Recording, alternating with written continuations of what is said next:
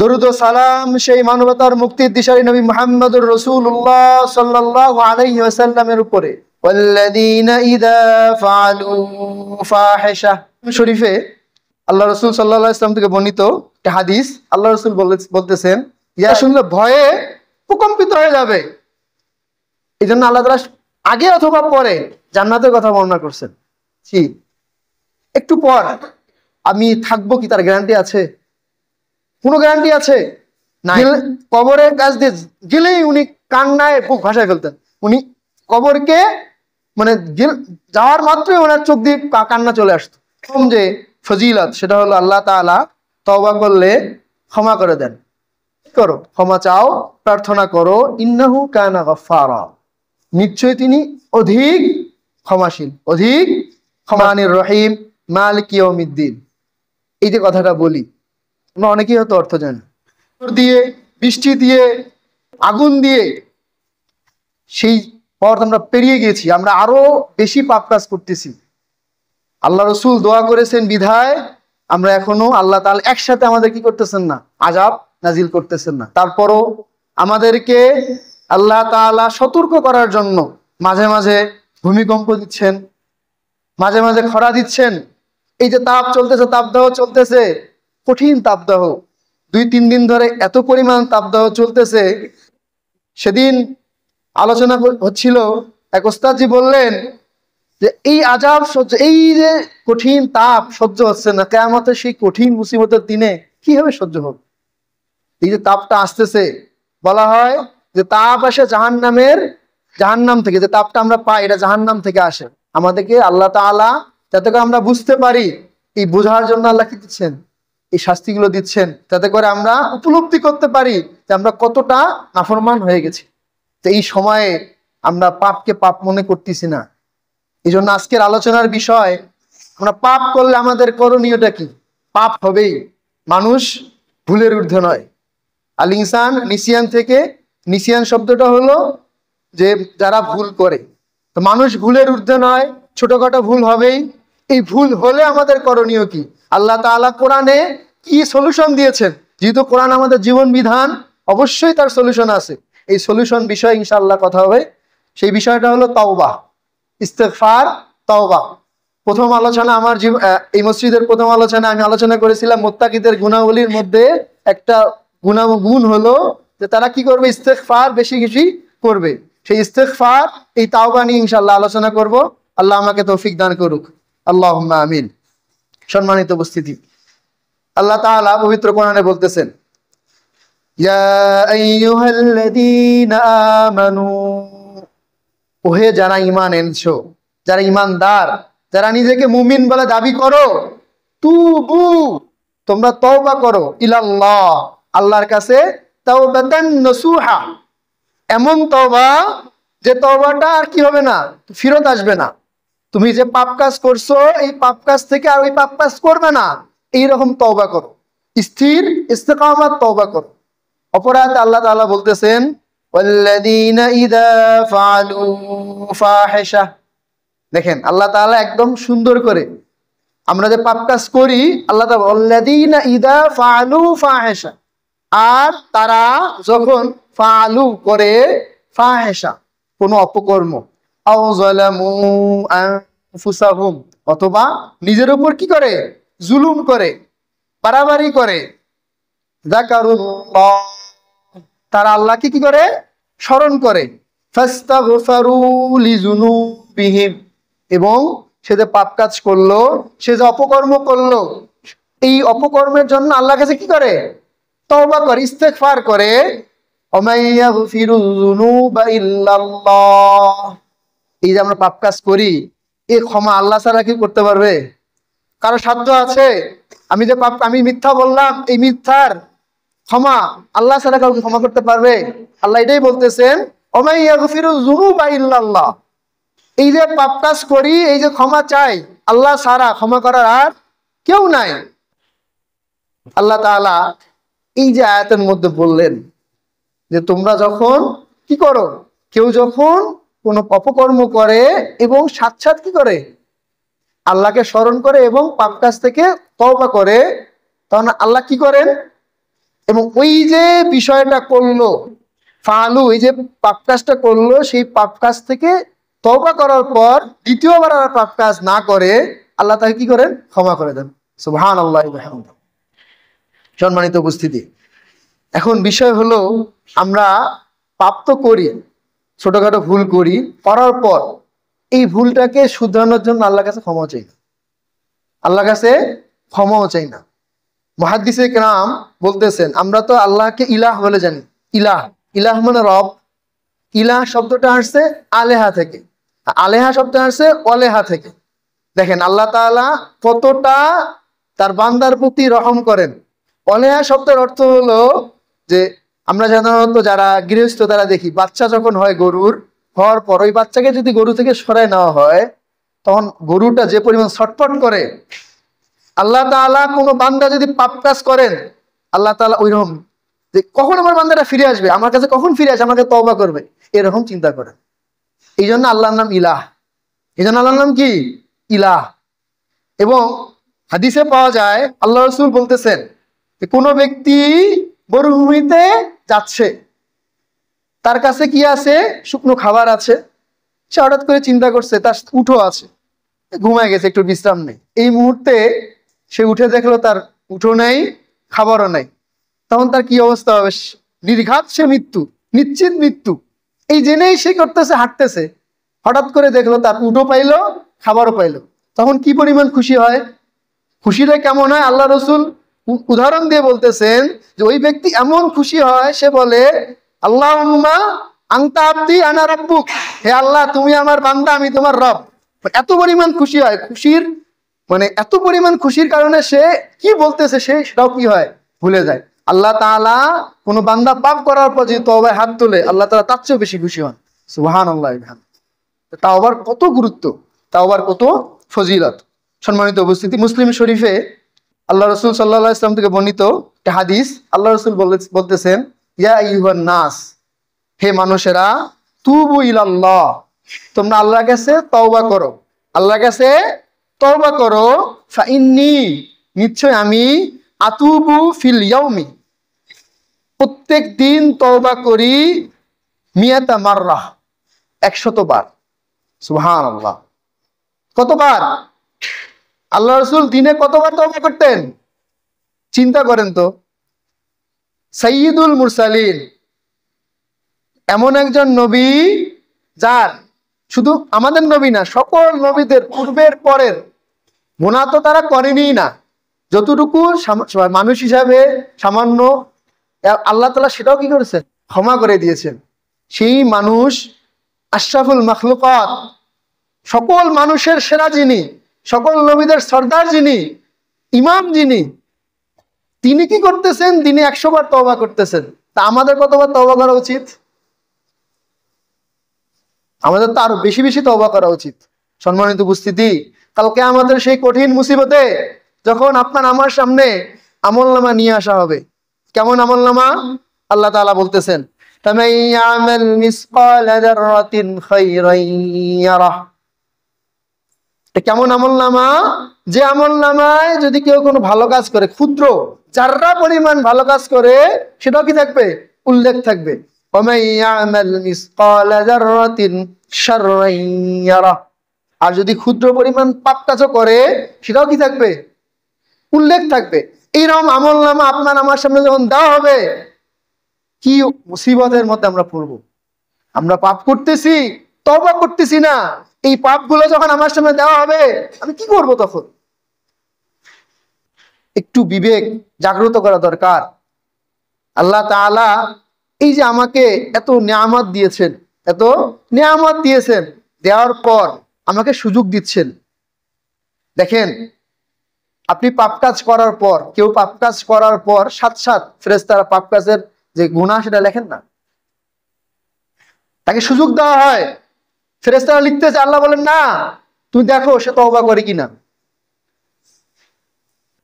আল্লাহ তাআলা কত দয়া, কত মায়া, কিন্তু আমরা সেই তওবাটা ভুলে গেছি। আমরা আল্লাহর কাছে তো তওবা করি না, মানুষের কাছে সামান্য ভুল করে সেটাও তওবা করি। আমি কোনো মানুষের কাছে ভুল করলাম, তার কাছে ক্ষমা চাইবো, মনে হয় যে আমি ছোট হয়ে গেলাম, এই যে হীনমন্যতা, আমার ভিতরে যে কিবির, অহংকার ঢুকে যাচ্ছে, এই অহংকার আল্লাহ তাআলা কিয়ামতের দিন এই অহংকারের জন্যই আমরা কি প্রশ্নবিদ্ধ হব, এই অহংকারের জন্যই প্রশ্নবিদ্ধ হব। অথচ আমি যদি ক্ষমা চাই, ক্ষমা চাইলে কি উদউনি আস্তাজিব লাকুম, আমি যখনই আল্লাহকে ডাকবো আল্লাহ সুবহানাল্লাহ তখনই আমাকে কি করবেন, সাড়া দিবেন। সুবহানাল্লাহ। কোরআনে বলতেছেন ইয়া ইবাদিয়াল্লাযীনা আসরাফু আলা আনফুসিকুম। দেখেন আল্লাহ তাআলা কিন্তু এখানে ডাকতে পারতেন, হে পাপাচারীরা, যারা পাপ করেছে, হে পাপিষ্ঠরা। আল্লাহ কিন্তু সেটা বললেন না। আল্লাহ বললেন, ও হে যারা নিজেদের উপর বাড়াবাড়ি করতে করতে খুব বেশি বাড়াবাড়ি করে ফেলেছে, লা তাকনাতু মির রাহমাতিল্লাহ। সুবহানাল্লাহ। তোমরা আল্লাহর রহমত থেকে নিরাশ হয় না। তাহলে আল্লাহ তাআলা আমাদেরকে তওবার জন্য কত দ্বার খুলে রেখেছেন। পুরো কোরআন জুড়ে যেখানে আল্লাহ তাআলা শাস্তির কথা বর্ণনা করছেন, হয় আগে নয়তো পরে আল্লাহ তাআলা জান্নাতের কথা বর্ণনা করছেন। সুবহানাল্লাহ। কারণ আল্লাহ জানেন তার বান্দা দুর্বল, শাস্তির কথা শুনলে ভয়ে প্রকম্পিত হয়ে যাবে। এই জন্য আল্লাহ তাআলা আগে অথবা পরে জান্নাতের কথা বর্ণনা করছেন।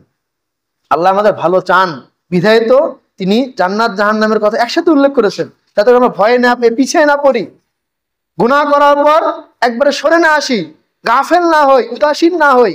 এই জন্য আল্লাহ তাআলা কি করছেন, জান্নাতের কথা বর্ণনা করছেন, যাতে করে আমরা একটু মনের মধ্যে আশা রাখি, আকাঙ্ক্ষা রাখি। দেখেন আমরা যে আমল করি, এই আমল দিয়ে জান্নাত যাওয়া আদৌ সম্ভব? কশ্চিনকালও সম্ভব না যদি আল্লাহ রহম না করেন। যদি আল্লাহ রহম না করেন কশ্চিনকালও সম্ভব না জান্নাত যাওয়া। তাহলে আল্লাহর রহম পেতে হলে আমাকে কি করতে হবে? আল্লাহকে বেশি বেশি স্মরণ করতে হবে, আল্লাহর কাছে তওবা করতে হবে, ক্ষমা চাইতে হবে। সব সময় কি করতে হবে? ক্ষমা চাইতে হবে।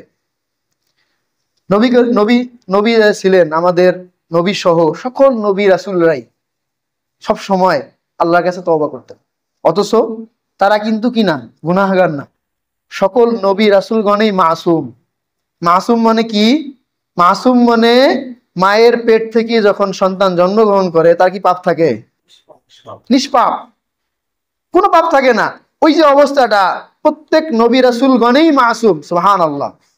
সেই নবী রাসূলগণই আল্লাহর কাছে তওবা করতেছেন। কিরকম করে দেখেন, আদম আলাইহিস সালাম যখন জান্নাতে শয়তানের প্ররোচনায় কি খেলেন? গন্ধম ফল খেলেন। এটা তো একটা কি, তিনি আল্লাহ তাআলা আদেশ অমান্য করলেন।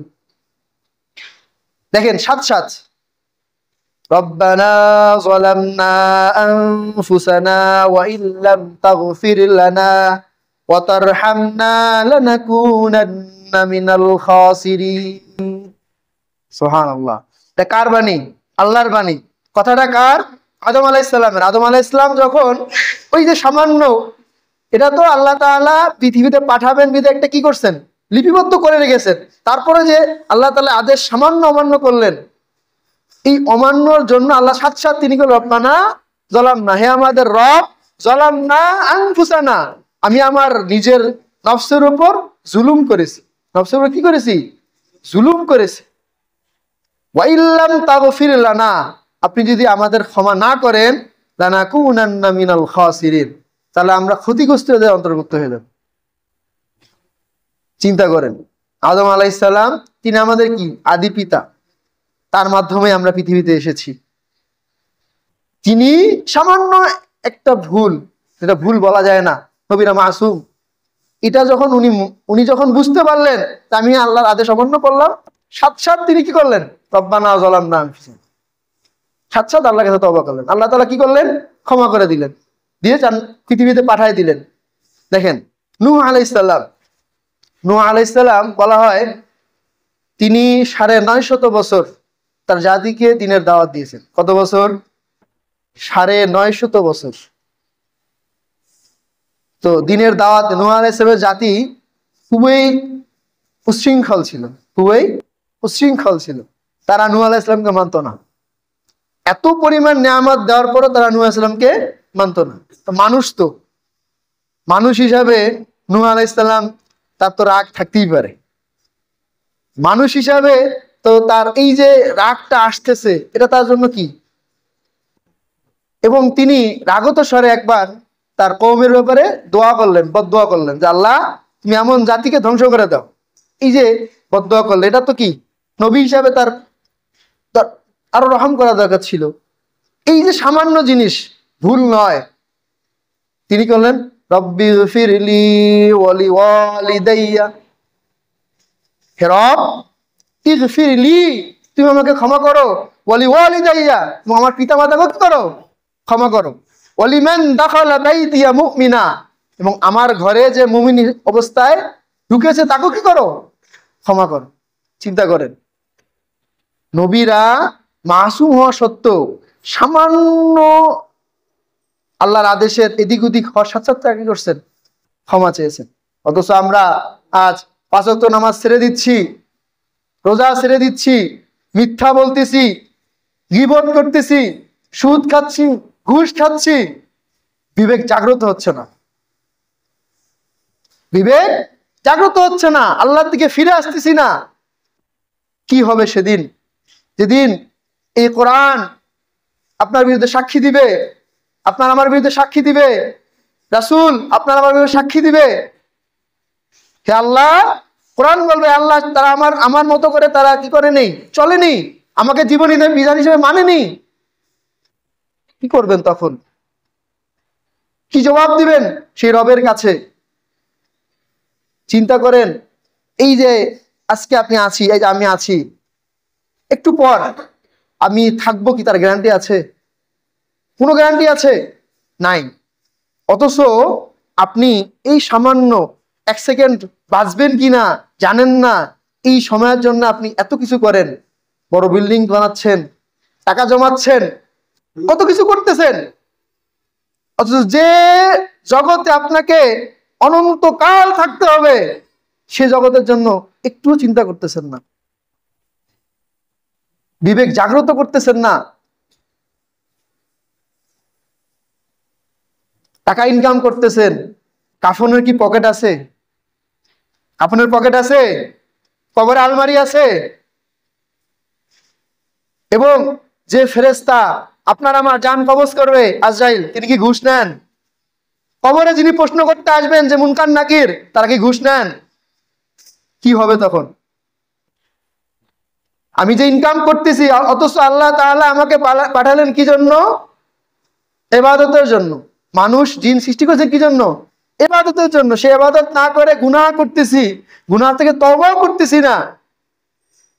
আমি তো সে যা ইনকাম করতেছি, ইনকামের জন্য এত মিথ্যা বলতেছি, সুদ খাচ্ছি, ঘুষ নিচ্ছি, আমি তো কিছুই করতে পারবো না, এই টাকা তো আমি নিয়ে যেতে পারবো না, কি লাভ? তারপরে চিন্তা করেন মুসা আলাইহিস সালাম, মুসা আলাইহিস সালাম যখন ফিরআউন থেকে চলে যাচ্ছিলেন, যাওয়ার পথিমধ্যে তার এক কওমের লোক এবং ফিরআউনের কওমের লোক ঝগড়া করতেছিল। লম্বা ঘটনা, ছোট্ট করে বলি।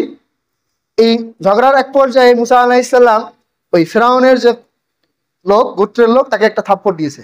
এই থাপ্পড়ের লোকটা কি হয়েছে? মারা গেছে। থাপ্পড়ের লোকটা কি হয়েছে? মারা গেছে। উনি তো ইচ্ছাকৃতভাবে করেননি, থাপ্পড় মারছেন। নবীদের শক্তি আল্লাহ তাআলা, বলা হয় যে 40 জন যুবকের শক্তি আল্লাহ তাআলা এক একজন নবীর শরীরে দিতেন। সুবহানাল্লাহ।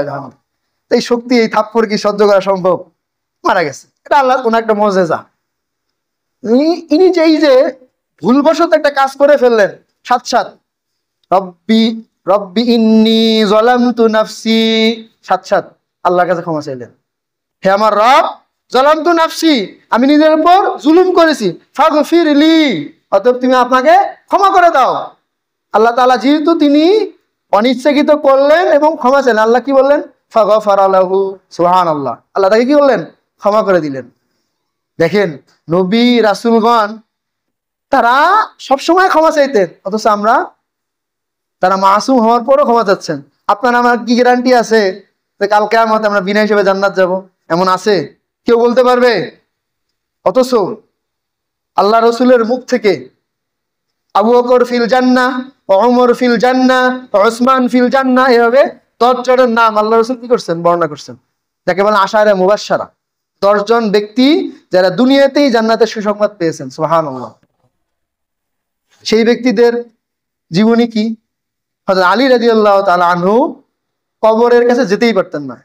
উনি কবরের কাছ দিয়ে গেলেই উনি কান্নায় বুক ভাসায় ফেলতেন। উনি কবরকে মানে যাওয়ার মাত্রই ওনার চোখ দিয়ে কান্না চলে আসতো। তো জিজ্ঞাসা করা যে আপনি কি কবরকে ভয় পান? ভয় পাওয়ার কারণে কান্না করেন? অবশ্যই যে কবর ভয় পাওয়া বলতে ওই ভয় পাই না, আমি চিন্তা করি যে কবরে আমাকে রাখা হবে, সে কবর আমাকে কি বিনিময় দিবে, কবরের কাছ থেকে আমি কি জবাব পাবো, আমি তো জানি না। তখন বলা হলো আপনাকে তো আল্লাহ তাআলা জান্নাতের সুসংবাদ দিয়েছেন নবীর মাধ্যমে। তখন বললেন যে সুসংবাদ দিয়েছেন, নবী তো গত হয়েছেন, আমি যদি এখন নাফরমানি করে ফেলি কোনো কারণে? চিন্তা করেন তারা নিজেদেরকে কি রকম চিন্তা করতেন। জান্নাতের সুসংবাদ পাওয়ার পরও তারা আল্লাহর কাছে তওবা করত, আল্লাহর ভয়ে কাঁদতো। অথচ আজ আমাদের চোখগুলো পানি ছড়াতে পারে না। অনেক বিষয় আমরা কান্না করি, কিন্তু রবের কাছে হাত তুললে আমাদের চোখ দিয়ে পানি আসে না। এটা যেন এমন হয়ে গেছে, খাতামাল্লাহু আলা কুলুবিহিম, আমাদের অন্তর যেন মোহরের মতো হয়ে গেছে। সম্মানিত উপস্থিতি, এই অবস্থাটা যেন না হয়। এই খাতামাল্লাহু আলা কুলুবিহিম, এই মোহরাঙ্কিত অন্তর, পাপ কাজ করার পর মোহর মেরে দেওয়া অন্তর যেন আমাদের না হয়।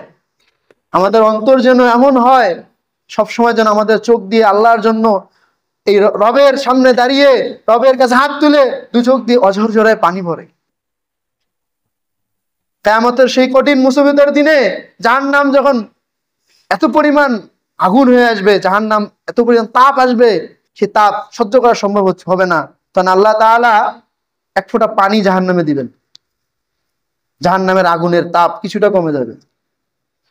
রাসূল করিম সাল্লাল্লাহু আলাইহি ওয়াসাল্লাম বলেন, এই পানিটা কোথাকার পানি জানো? আল্লাহর গুনাহগার বান্দা যখন তওবা করে, তওবায় যখন পানি ফেলে, ওই পানিটা আল্লাহ তাআলা করেন, জমা করে রাখেন, ওই পানিটা কিয়ামতের দিন জাহান্নামে দিবেন। সুবহানাল্লাহ। এই পানির কত মূল্য! অথচ আজ আমাদের চোখ দিয়ে পানি পড়ে না, কান্না আসে না। সম্মানিত উপস্থিতি, একটু বিবেককে জাগ্রত করুন। আজ এমন একটা সমাজ, আপনি বাইরে বের হলেই আপনার ইচ্ছাকৃত হোক অনিচ্ছাকৃত হোক পাপ হবেই। আপনি চাইলেও পাপ থেকে বাঁচতে পারবেন না, সম্ভব না।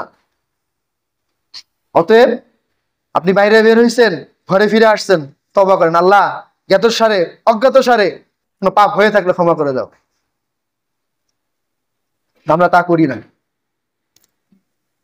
সম্মানিত উপস্থিতি, আল্লাহ তাআলা তওবার ফজিলত কোরআনে, তওবার ফজিলত, তওবা করলে আল্লাহ তাআলা আসলে কি দেন। এতক্ষণ তো বললাম যে আল্লাহ তাআলা তওবা করলে মাফ করেন।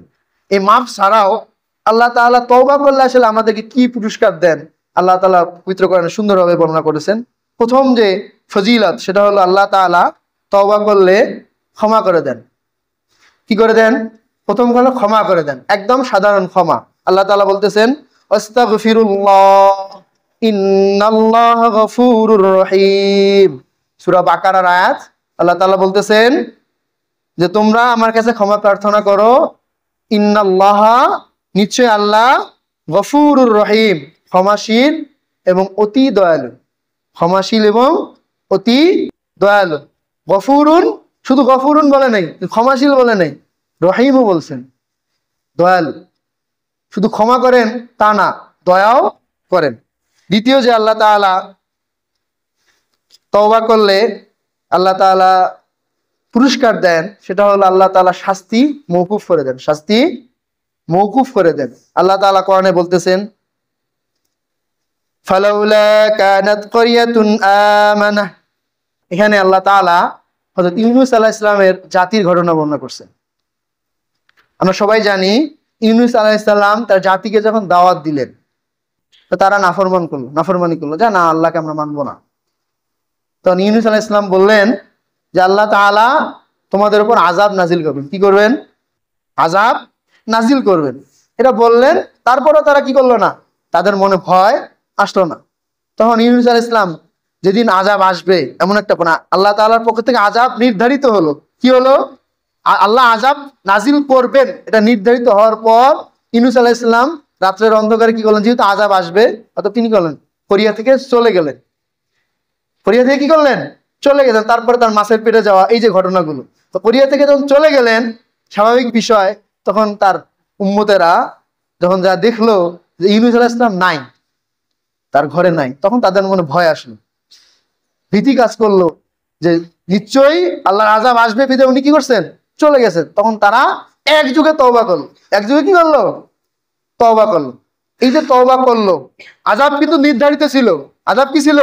নির্ধারিত। তাদের উপর আযাব আসবেই, এমন অবস্থায় তারা যখন তওবা করলো, আল্লাহ তাআলা তাদের আযাব মাফ করে দিলেন। সুবহানাল্লাহ।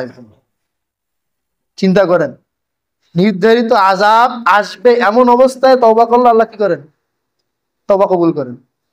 তওবা কতক্ষণ পর্যন্ত কবুল করেন? যতক্ষণ পর্যন্ত আল্লাহ রাসূল বলছেন যে মৃত্যুর আগে একটা গড়গড়ি ডাক আসে, গড়গড়ে ডাক আসে। কোন কাফের যদি ওই গড়গড়ের ডাক আসার আগে ঈমান আনে, আল্লাহ তাআলা জান্নাত দিয়ে দেন। সুবহানাল্লাহ। আল্লাহ তাআলা তওবাকে কতটা গুরুত্ব দেন, অথচ আমরা এই তওবা থেকে উদাসীন। 3 নম্বর যে আল্লাহ তাআলা পুরস্কার দেন, সেটা হলো আল্লাহ তাআলা বলতেছেন وَقُلْتُ اسْتَغْفِرُوا رَبَّكُمْ إِنَّهُ كَانَ غَفَّارًا। হযরত নূহ আলাইহিস সালাম তার জাতিকে একটা উপদেশ দিয়েছিলেন। সেই উপদেশটা আল্লাহ তাআলা তার ভাষায় বর্ণনা করতেছেন। وَقُلْتُ اسْتَغْفِرُوا رَبَّكُمْ إِنَّهُ كَانَ غَفَّارًا। নূহ আলাইহিস সালাম তার জাতিকে বলতেছেন, আমি তাদেরকে বললাম তোমরা রবের কাছে কি করো? ক্ষমা চাও, প্রার্থনা করো। ইন্নাহু কানা গাফফারা, নিশ্চয়ই তিনি অধিক ক্ষমাশীল, অধিক ক্ষমাশীল। কি করবেন ক্ষমা চাইলে? ইরসিলুস সামাআ আলাইকুম মিদরারা। আজ আমাদের তাপদাহ, তাই না? কঠিন তাপ, এত তাপ সহ্য করা যাচ্ছে না। অথচ আল্লাহ তাআলা এই তাপ থেকে বাঁচার একটা উপায় আমাদেরকে বলে দিয়েছেন। কি বলে দিয়েছেন? নূহ আলাইহিস সালাম যখন বললেন আল্লাহর কাছে তওবা করো, তওবা করলে আল্লাহ কি করবেন? ইরসিলুস সামাআ আলাইকুম মিদরারা, আসমান থেকে মুষলধারে বৃষ্টি অবতীর্ণ করবেন। সুবহানাল্লাহ। তাহলে আমাদের যদি বৃষ্টির দরকার হয়, তাহলে আমাদের কি করতে হবে? তওবা করতে হবে। কি করতে হবে? তওবা করতে হবে। বনি ইসরায়েলের ঘটনা, হযরত মূসা আলাইহিস সালামের জামানায় প্রচুর খরা হলো। প্রচুর কি হলো? খরা হলো। এটা মুসলিমের বর্ণনা। প্রচুর খরা হলো, প্রচুর খরা হলো। এই খরা অবস্থায় মূসা আলাইহিস সালাম তার জাতিকে নিয়ে আল্লাহর কাছে তওবা করতে গেলেন। কি করতে গেলেন?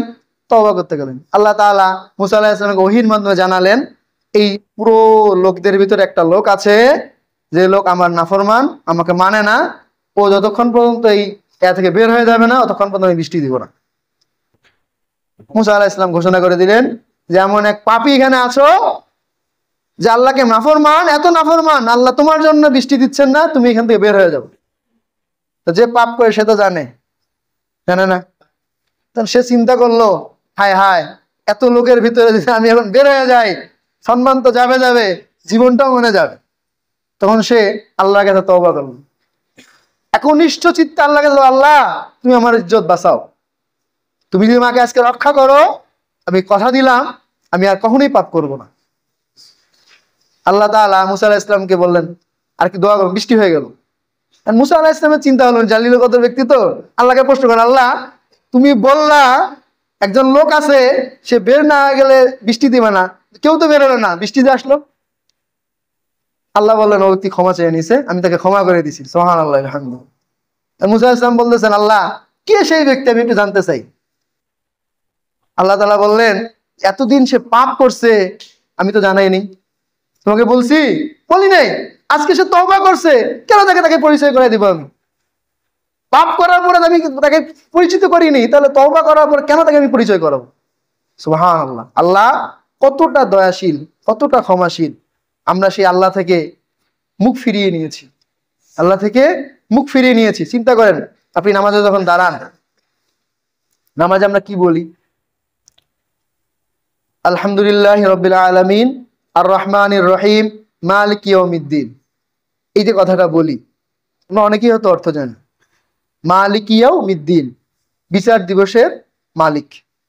এই যে আমি প্রতিদিন 5 ওয়াক্ত নামাজে প্রত্যেক রাকাতে সূরা ফাতিহা ছাড়া তো নামাজ হবে না, প্রত্যেক রাকাতে তো পড়তেই হবে। অন্য সূরা না পড়লেও ফরজ নামাজে 2 রাকাতে সূরা মিলাতে হয়, 2 রাকাতে সূরা না মিলালেও হয়, কিন্তু সূরা ফাতিহা কি মাফ আছে? নাই। সূরা ফাতিহা পড়তেই হবে, তার প্রত্যেক রাকাতে আমাকে সূরা ফাতিহা পড়তেই হয়। এই সূরা ফাতিহা আমি বলতেছি ইয়াকা না'বুদু ওয়া ইয়াকা নাস্তাঈন, তার আগে বলতেছি মালিক ইয়াউমিদ্দিন, হে রব তুমি বিচার দিবসের মালিক। এই যে কথাটা বলতেছি, আমি কি মানতেছি? আমি যদি মানতাম আমি তো পাপ কাজ করতে পারতাম না, পাপ আমার দ্বারা সংগঠিত হতো না। ডিসি সাহেবের সামনে যখন যাওয়া হয়, সামান্য ডিসি সাহেব এই এলাকার একজন কি শাসক, এই রংপুরের শাসক, রংপুরের ডিসি সাহেবের সামনে যদি আপনি যান, আপনি কি এদিক ওদিক নড়াচড়া করেন? কেউ নড়াচড়া করে? করে না। এলাকার মাতব্বর যিনি এলাকায় শাসন করেন, মেম্বার, চেয়ারম্যান, তাদের সামনে কি আমরা এই বেফাস কথা বলি? চেষ্টা করি তাদের কথা যদি মানে নিজের কষ্ট হয় মানার চেষ্টা করি, করি না? আল্লাহ তাআলা আহকামুল হাকিমিন, তাই তিনি তো কোনো বান্দার খারাপ চান না। চান? আল্লাহ কোনো বান্দার খারাপ চান? সেই আল্লাহ তাআলা আমাকে আদেশ করেন, আমি সেই আদেশ অপেক্ষা করি। আমি আমার রব কিভাবে মানলাম তাহলে? কাল কিয়ামতের দিনে আমি আজকে আমার আল্লাহকে যেমন ভুলে যাচ্ছি, কাল কিয়ামতের দিনে আল্লাহ আমাকে ভুলে যাবে। কোরআনে এসেছে কিয়ামতের দিন কিছু মানুষকে অন্ধ হিসেবে তোলা হবে, আমা ক্বাদ কুনতু বাসীরা, কিন্তু তারা দুনিয়াতে কি ছিল? চক্ষুষ্মান ছিল। তখন তারা প্রশ্ন করবে আল্লাহকে, আল্লাহ আমরা তো দুনিয়া চক্ষু ছিল আমাদের, আমরা দেখতাম, আজকে আমরা কেন অন্ধ? আল্লাহ বলবেন যে তোমরা দুনিয়াতে আমাকে ভুলে গিয়েছিলা, আজ আমি তোমাদেরকে ভুলে গেলাম। নাউজুবিল্লাহ।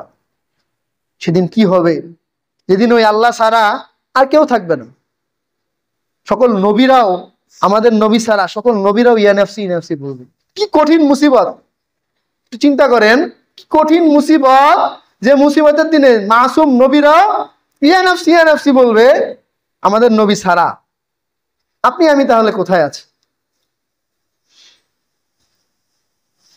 বিবেককে জাগ্রত করুন, একটু ভাবুন। নামাজ আমাদের কিন্তু দায়িত্ব খুব বেশি না। 5 ওয়াক্ত নামাজ, রমজানের রোজা, হালাল হারাম বেঁচে চলা, আর কোনো ভুল হয়ে গেলে সাথে ক্ষমা চাওয়া, এতটুকুই যথেষ্ট। বুখারীর শরীফের বর্ণনা, এক সাহাবী আল্লাহ রাসূলকে জিজ্ঞাসা করতেছেন, ইয়া রাসূলুল্লাহ, আমি জান্নাত যাওয়ার জন্য কি করব? মানে আমাকে এমন কিছু কাজ বাতায় দেন যেটার জন্য সহজে আমি জান্নাত যেতে পারি। আল্লাহ রাসূল বললেন, তুমি হালাল করো, হারাম থেকে বেঁচে থাকো। হালাল করো, হালালটাকে মানো, হারাম থেকে বেঁচে থাকো, জান্নাত তোমার জন্য অবধারিত। সুবহানাল্লাহি ওয়া বিহামদিহি। এজন্য আসুন আমরা সবাই আল্লাহকে ভয় করি। আল্লাহ রব, এই রব জেনেই তার ইবাদত করি এবং তার কাছে নত হই। আল্লাহর কাছে নত হলে আপনার সম্মান কমবে না, আপনার সম্মান কমবে না, বরং আপনার সম্মান দিন দিন বাড়তে থাকবে। দেখেন আজ যে ওলিরা আমাদের দেশে এসেছেন, তারা আমাদের কাছে কতটা মর্যাদাপূর্ণ না? শাহজালাল রহমতুল্লাহ আলাই, শাহ ফরান রহমতুল্লাহ আলাই, আমাদের রংপুরের কেরামতুল জনপুর রহমতুল্লাহ আলাই, আমাদের কাছে কত সম্মানী ব্যক্তি না? এই সম্মানটা কি তারা এমনি এমনি পাইছে? ওই আল্লাহর কাছে তওবা করছে, চোখের পানি ঝরাইছে রাতের বেলা, এই যে আল্লাহর কাছে নত হয়েছে, আল্লাহ তাআলা তার সম্মান আমাদের কাছে বাড়িয়ে দিয়েছেন। সুবহানাল্লাহ। অতএব আপনি যদি আপনার সম্মান, ইজ্জত এই পৃথিবীতে পেতে চান, আপনাকে আল্লাহর কাছে নত হতে হবে। আল্লাহ আমাদের সবাইকে আল্লাহ তাআলার খাঁটি বান্দা হিসেবে, মুখলেস বান্দা হিসেবে হওয়ার তৌফিক দান করুক এবং সকল পাপাচার থেকে বিরত থাকার তৌফিক দান করুক। কোনো কারণে যদি পাপ হয়ে যায়, আল্লাহ তওবা করার তৌফিক দান করুক। আল্লাহুম্মা আমিন। ওয়া আখিরু দাওয়ানা আলহামদুলিল্লাহি রাব্বিল আলামিন।